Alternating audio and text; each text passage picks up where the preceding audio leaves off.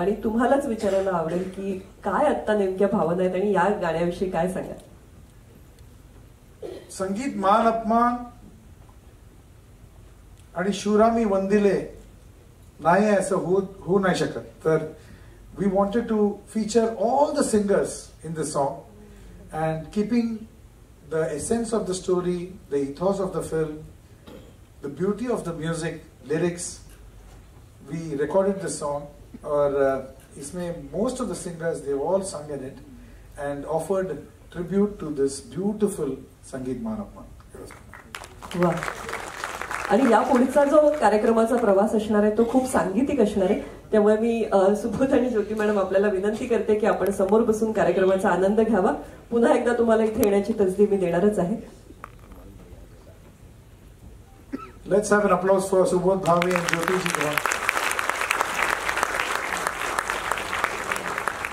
या चित्रपटातल्या गाण्यांविषयी सगळ्यांच्या मनात खूप कुतूहल आहे. पण एक गाणं आता आमच्या मनामध्ये रुंजी घालतंय कारण त्या गाण्याचा रूप आपण पाहिलेलं आहे आणि हे गाणं म्हणजे अर्थातच वंदन हो. राहुल देशपांडे, महेश काळे आणि स्वतः शंकरजी यांच्या समवेत हे गीत आता अख्खा महाराष्ट्र एन्जॉय करतो आहे. तर मला वाटतं आपण त्या गीताची झलक लोकांना ऐकू. मी काय करतो राहुल देशपांडे यांना इन्व्हाइट करतो स्टेज मध्ये. Come on, let's have a loud round of applause for Rahul. Mahesh Kale is happily sitting in San Francisco, California. हम लोगों ने वीडियो कॉल किया. We are missing you, Mahesh. We thought it's a beautiful way to start the film with three of us singing this song, and it's my absolute honor and privilege to sing with my two brothers, Rahul Deshpande and Mahesh Kale. Thank you, sir. इनको एक mic दीजिए.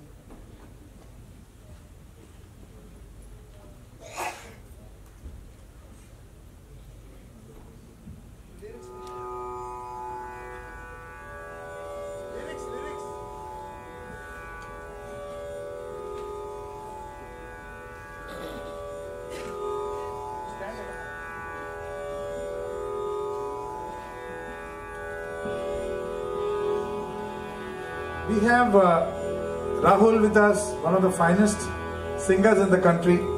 तो हमने सोचा कि राहुल जी ये track वगैरह में गाने से अच्छा एक हम लोग झलक दे देते हैं ऑडियंस को ऑफ द मेलोडी. आप इसका जो मेलोडी है त्याचा आनंद घ्या, तुम्ही शब्दाचा आनंद घ्या. We will just sing beginning part मुखड़ा, फिर बाद में हम गाना बजाएंगे जो ऑलरेडी मिक्स्ड है और उसमें वॉइस सब बहुत अच्छा है. तो आप लोग गाना जो आपके म्यूजिक चैनल में बजेगा वो आप सुनेंगे. लेकिन उसके पहले हम लोग ऐसी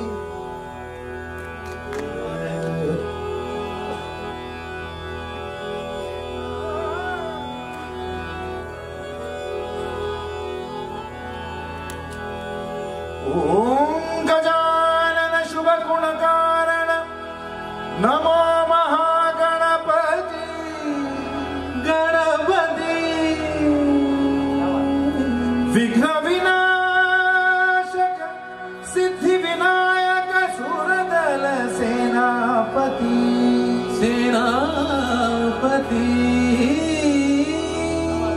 तू शौर्याची प्रथम प्रेरणा हेरी संहारका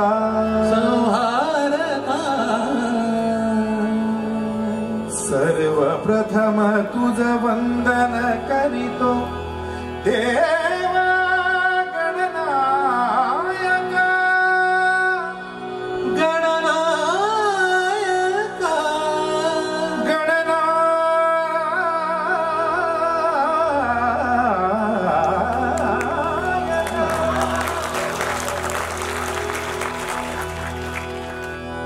वंदन हो वंदन हो वीरवरा तुझ वंदन हो वंदन हो वंदन हो वंदन हो वंदन हो वीरवरा तुझ वंदन हो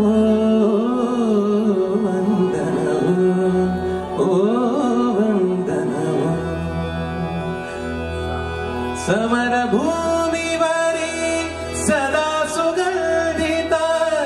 समरभूमीवरी सदा सुगंधित समरभूमीवरी सदा सुगंधित समरभूमीवरी समरभूमीवरी सदा सुगंधित तव देहाचे चंदन हो वंदन हो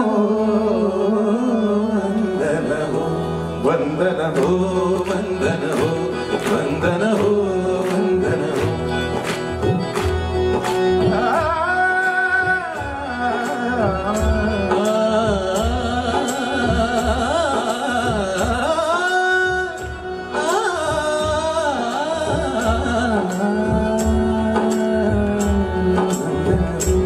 थोड़ा स्पेस छोड़ते हैं फॉर महेश काळे के आलाप के लिए।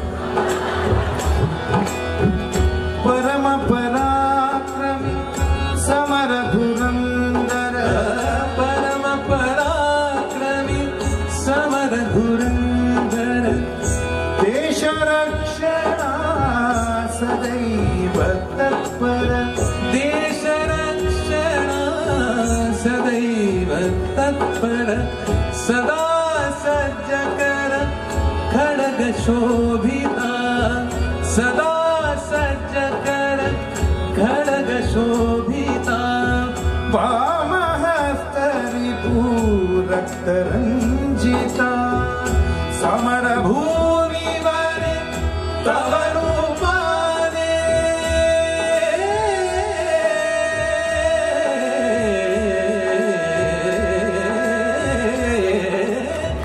समर भूमीवर तव रूपाने जणू रुद्राचे दर्शन हो वंदन हो वंदन हो वंदन हो वंदन हो वीरवरा तुझ वंदन हो वंदन हो वंदन हो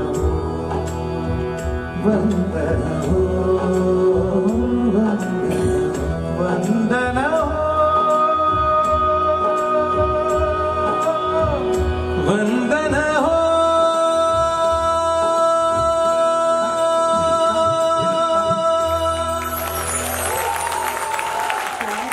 क्या है जब ऐसे आर्टिस्ट होते हैं ना तो ऐसे लाइव गाने में मजा आता है ना। तो अभी आप गाना सुनो, हम लोग शहर में हम भी सुनते नाही मला वाटतं व्हिडिओ पाहायचाय का कारण हे हीच गोष्ट इतकी बहारदार झालेली आहे. व्हिडिओ तर आपण पाहणारच आहोत आणि मुख्य म्हणजे 10 जानेवारीला चित्रपटगृहामध्ये या गाण्याचा आनंद आपण घेणार आहोत. पण त्याचबरोबर आदित्य ओक आपल्या बरोबर आहेत, समाधानीवर साथ करतायत. त्यांच्याहीसाठी एकदा जोरदार टाळ्यांचा गजर करूया. कीबोर्डवर साथ करतायत झंकार कानडे, तबल्यावर प्रसाद पाध्ये आणि ऑक्टोपॅडवर रुपेश राणे. आणि यानंतर सुबोध मी तुला पुन्हा एकदा मंचावरती यायला सांगणार आहे, कारण यानंतर जे गाणं आपल्यासमोर सादर केलं जाणार आहे त्या गाण्याविषयी मला वाटतं आधी तू बोलणं हे अपरिहार्य आहे.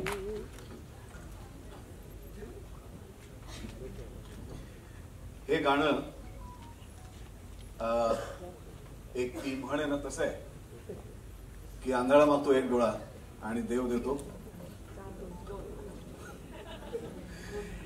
हे गाणं फार स्पेशल आहे माझ्यासाठी.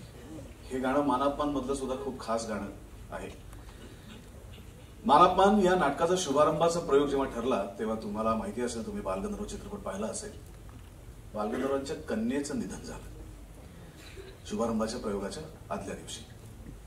सगळ्यांनी त्यांना सांगितलं की आपण प्रयोग पुढे ढकलूया, प्रयोग करायची गरज नाही, तुमच्या घरी इतकी दुःखद घटना घडली आहे तर प्रयोग आपण पुढे ढकलूया. पण ज्या व्यक्तीने, ज्या कलाकारांनी सर्वस्व रंगभूमीला वाहिलेलं आहे तो बालगंधर्वांसारखा कलाकार विरळा असतो.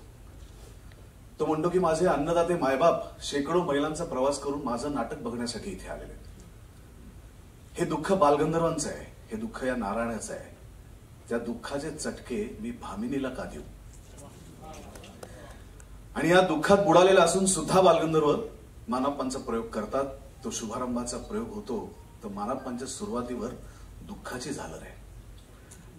नाटक हिट आहे, अजरामर आहे, गाणी तर सुपरहिट आहे. पण या सगळ्याच्या पाठीमागे एक दुःखाची झालर आहे, ती म्हणजे त्यांच्या लेकीच्या निधनाची.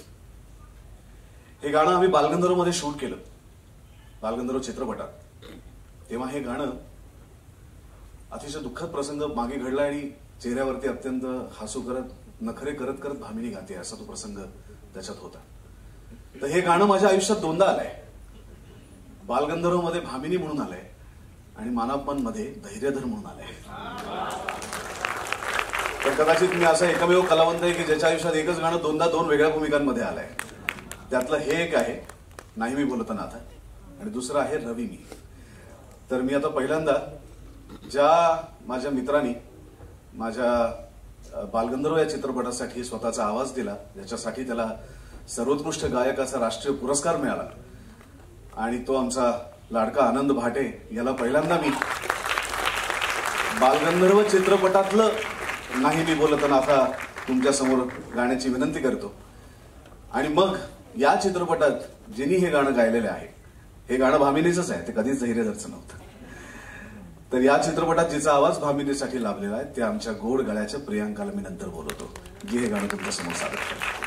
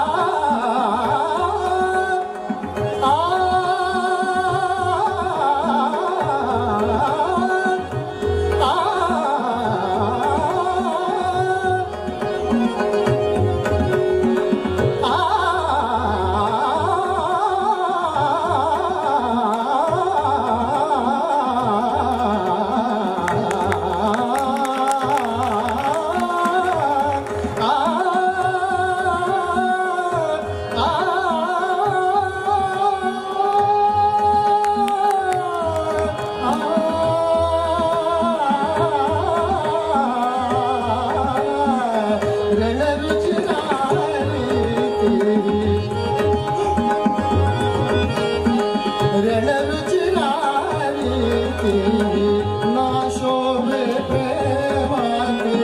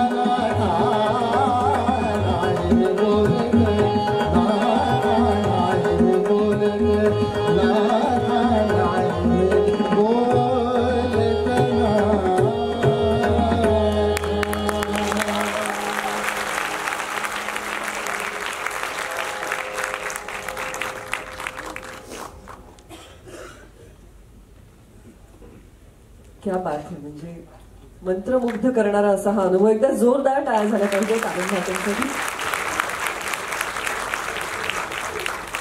थँक्यू आनंद. आणि हेच गाणं जेव्हा बालगंधर्व चित्रपटात येतं तेव्हा ते अर्थातच तबला पेटी या सगळ्याची साथ घेऊन येतं. पण हे गाणं जेव्हा मानापान चित्रपटात येतं, हा चित्रपट मानापान नाटकावर प्रेरित असलेला चित्रपट आहे, आधारित असलेला नाहीये. त्यामुळे इथली गोष्ट वेगळी आहे, इथल्या घटना वेगळ्या आहेत, इथली पात्र वेगळी आहेत, त्यांचे एकमेकांशी असलेले संबंध वेगळे आहेत. आणि हे जेव्हा मानापान चित्रपटात हेच गाणं येतं आणि प्रियांकासारखी एक गोड गळ्याची गायिका याला आवाज देते, तेव्हा याचं म्युझिक हे 2024चं होऊन येतं. आणि ते आता आपल्या समोर प्रियांका. शंकरजी, तुमची परवानगी असेल तर.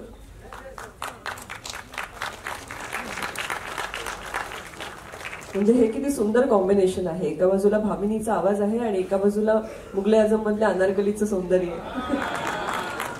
आणि एका बाजूला फेक भामिनी आणि खरी भामिनी. कुठे गेली ती?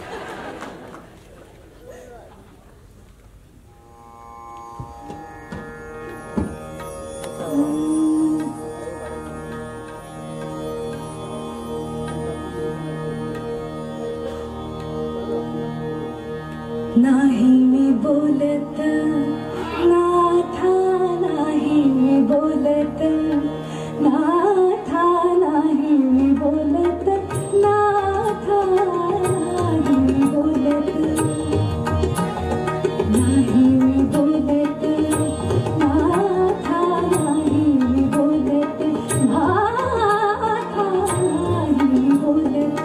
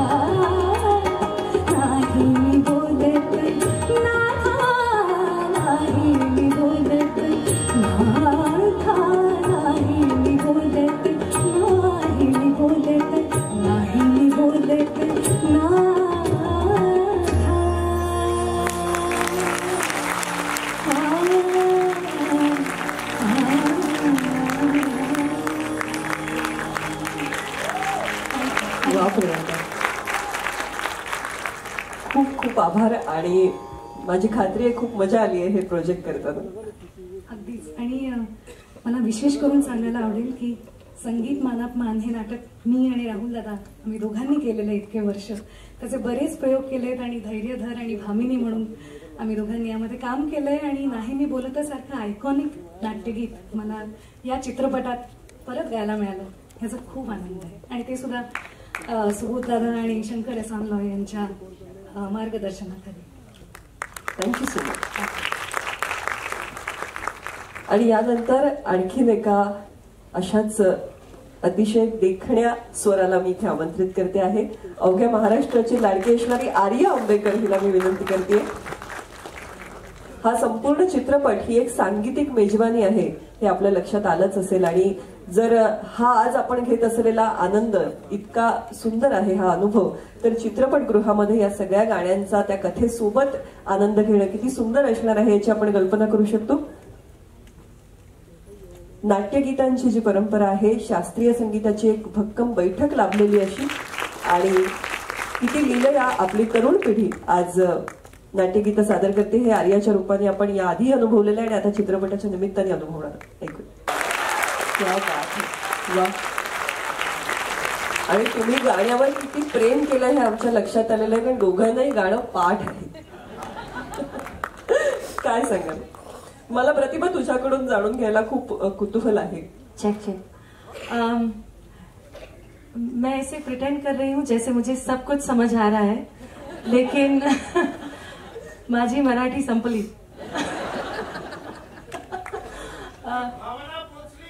भावना पोचली. तो ऐसा कहती हूँ मैं कि मुझे सब समझ आ रहा है, लेकिन अगर बहुत ध्यान ना दूं तो कई बार बम्पर जाता है. बट संगीत मानापमान की मैं बहुत बड़ी फैन रही हूँ हमेशा से. जब से इसके बारे में सुना है, मेरी बहुत ही अप्रतिम फ्रेंड है प्रियंका बर्वे, जिनसे पहली बार मैंने ये सुना था, इसके गाने सुने थे संगीत मानापमान के, और तब से इसकी ह्यूज फैन रही हूँ. Thank you so much Shankar ji, Shankar Ehsaan Loy, to make me a part of this magnum opus. Thank you so much. इतना गर्व के साथ कह रही हूँ कि ये मेरा पहला गाना है मराठी, और इससे बेहतर क्या शुरुआत हो सकती है. I am so honoured. Thank you so much Subodh ji, thank you so much for having me in this musical excellent ride. Thank you so much. And we share this song with each other, I think second time. इसके पहले हम लोगों ने बहुत ही drastic गाना एक गाया था, छेड़खानिया. That was for another series, बंदिश बैंडिट्स. और इतना अच्छा गाना लोगों को सुनने को मिलेगा हम लोगों का डुएट, मीरा और शिवम का. I am so happy and honored. Thank you for having me for Sangeet Manapman. I'm honored. Thank you. Well, I'm not going to talk in Marathi. I'm very nervous about only that part. So I'll use certain words which may say. But Katyar Nantar Parat Ekda working with Subodh uncle, it is very special because I recorded Manamandira when I was, I think, 11, and I'm turning 24 now. So it's been 13 years since I recorded that, and now coming back and singing an even more difficult song. I would say it was a tricky song to learn it and all. When he made me hear it, मेरे को तो समझा ही नहीं पहले. Extremely difficult when Shankar ji called me ये गाना गाना, and I think जब मैं रास्ते में थी, I was constantly listening to this and मुझे लग रहा था कि ये कैसे गाना possible हो पाएगा. But thanks to you sir, आप ही कर सकते हैं ऐसा. To make anybody sing anything, and so nice. I don't want to say this, but only he could have created this. So I just want to say that. But it's an absolute honor to be a part of this unbelievable project. It is one of the greatest musical experiences that everyone is going to experience. So here's to Sangeet Manapman. Thank you again. Thank you so much. Thank you. आणि कट्यार नंतर खरं तर लक्षातच आलेलं नाही की मध्ये इतका काळ गेलेला आहे, कारण असं वाटतंय काल आपण कट्यार पाहिला, पण या पुढची गॅप एवढी मोठी नको अशी आमची सगळ्यांची विनंती असेल. आणि सुबोध, मी तुला पुन्हा एकदा मंचावरती आमंत्रित करते, कारण आज हा एक नवरत्नांचा दरबार असं आपण म्हणतो, आपल्याकडे नवरत्नांचा डबल दरबार आहे. द्विगुणित 18 रत्न आपल्या बरोबर आहेत. त्यातल्या सगळ्यांशी संवाद साधणं आज काही आपल्याला शक्य झालेलं नाहीये. अनेक जण इथे उपस्थित आहेत, काही जण उपस्थित नाहीयेत. तर या सगळ्यांविषयी तू बोलावंस असं वाटतं. नक्कीच शिवमसाठी मी एवढंच म्हणेन की मुलगा वयात आला. आई बाबा लक्ष द्या. मनमंदिरात तेव्हा तो छोटा होता आणि गुरुजींकडनं काजवे येतात अशी चमत्कृती बघून तसं काहीतरी प्रयत्न करणारा असा छोटासा सदाशिव साठी त्यांनी आवाज दिला होता आणि आता तो प्रेमात पडून ठुमरी वगैरे गायला लागला. त्यामुळे मुलगा आता काजव्यांच्या नाही तर खरोखर एक वेगळा काजवा त्याला दिसला त्याच्या प्रेमात. आज इथे प्रामुख्याने मी मिस करतोय महेशला, प्रामुख्याने मिस करतोय शौनकला.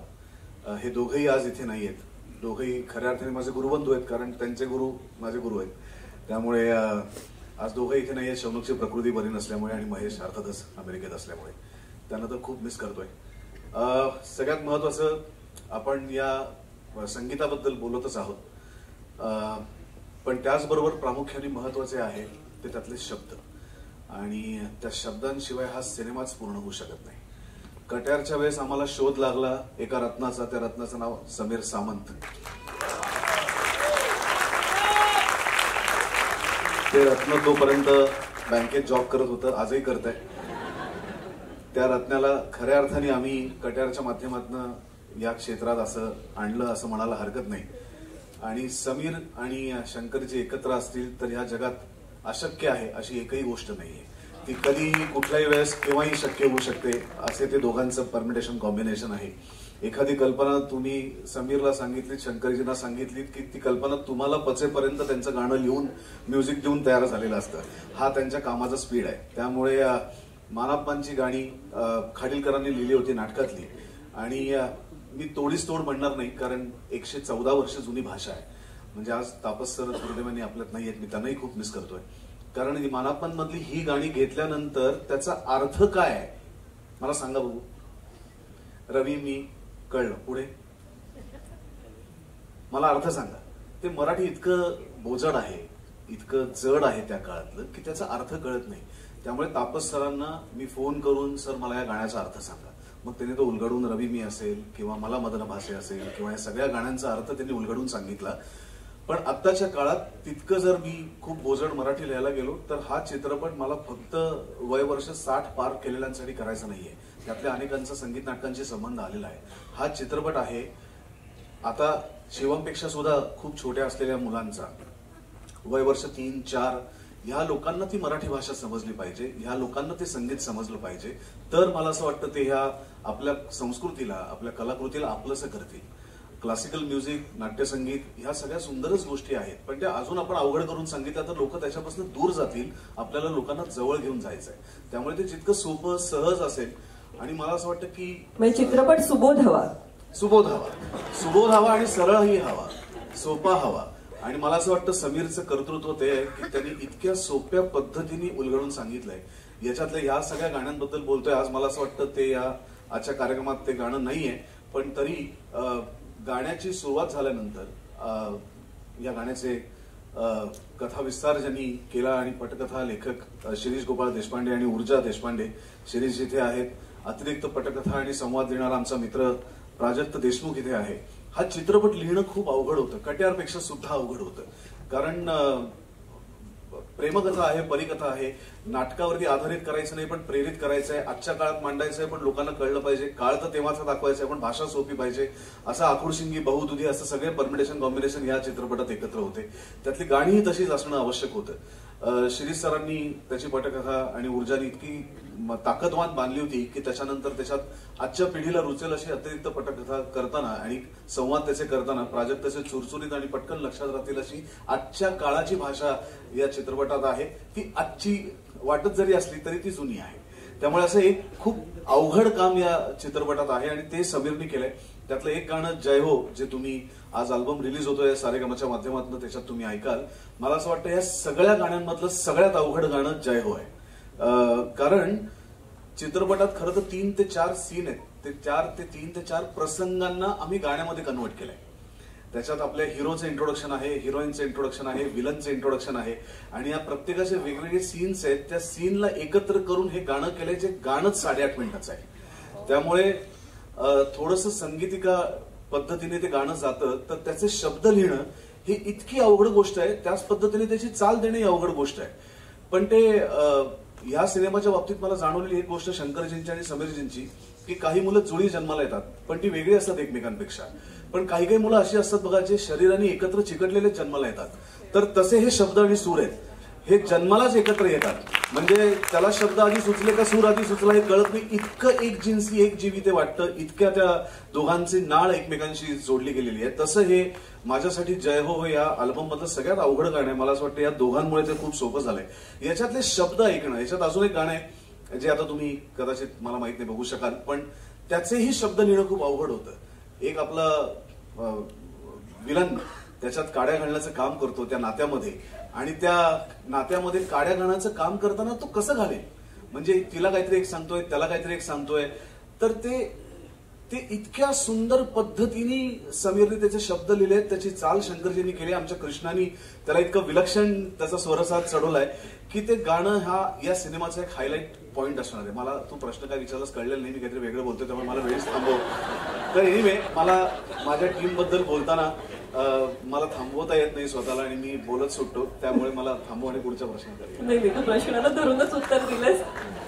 हेच विचारायचं होतं की एकंदर या संगीताविषयी तुला काय वाटतं आहे, कारण आपण सगळ्याच गोष्टी काही आज इथे उलगडून दाखवलेल्या नाहीयेत, पण मला वाटतं एखादी मेडली आपण दाखवूया का लोकांना? नक्कीच दाखवूया. आणि संगीताविषयी शंकरजींना काहीतरी वाटतं म्हणूनच ती त्यांची पत्नी आहे. वा वा. पण अर्थातच ही मेलडी लोकांसमोर आणायला नक्की आवडेल. आणि मला खात्री आहे की ही सगळी गाणी 14च्या 14 गाणी ही जेव्हा तुम्ही बघाल तेव्हा अर्थातच मानापमान मधल्या जुन्या नाट्यगीतांवर तर तुम्ही प्रेम करतच आहात गेली अनेक वर्ष, पण या चित्रपटासाठी जी 8 नवीन गाणी बांधलेली आहेत, जी बांधणं खूप अवघड काम होतं. पण शंकर एहसान लॉय, समीर आणि संगीताशी संबंधित या सगळ्या मित्रमंडळींनी जे काम केलंय ते अद्भुत आहे आणि त्याच्यावर तुम्ही नक्की प्रेम कराल असा विश्वास वाटतो.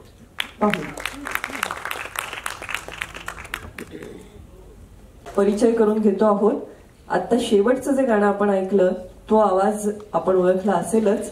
आता जरी आपल्या बरोबर इथे उपस्थित नसले तरी जोरदार टाळ्या सोनू निगम यांच्यासाठी. आणि यानंतर आजच्या मैफिलीतला आणखी एक अतिशय खास गीत आपल्याला ऐकायचं आहे. हे सुद्धा नव्याने या चित्रपटासाठी तयार झालेलं गाणं आहे आणि हा सदाबहार वसंत ऋतू संगीताचा आपल्याला.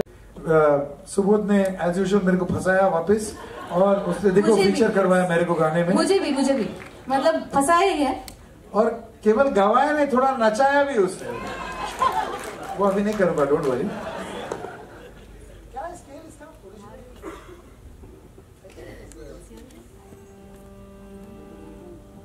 दो मिनट ऐसे उनको ना मेलोडी सुनाते हैं पहले, फिर तो गाना तो बजेगा ही. नहीं नहीं, wait, he checking the scale.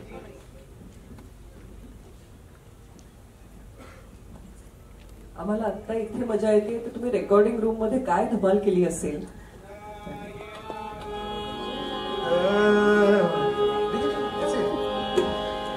तो इसका जो melody has got a beautiful old world charm. At the same time ये है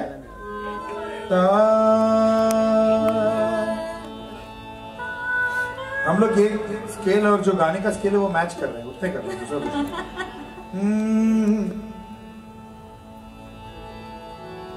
तो इट स्टार्ट्स विद द कोरस.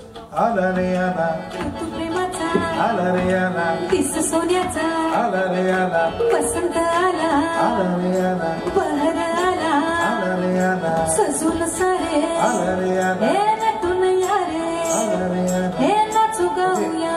अभी मेलोडी सुनिए, ऐसा है. ता दा दा दा दा दा दा दा दा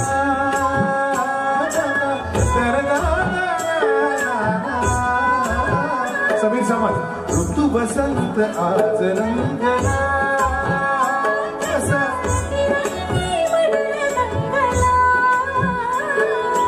भर दुपारी नदी किनारी राधेला कसा छेडे मुरारी प्रेम गंध आज रंगला.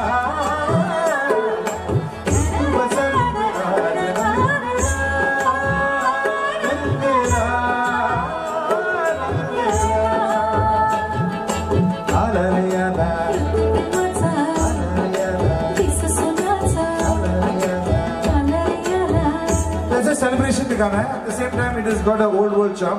तभी आप गाना सुनिए, वो गाना बजेगा उसके साथ भी हम गाएंगे।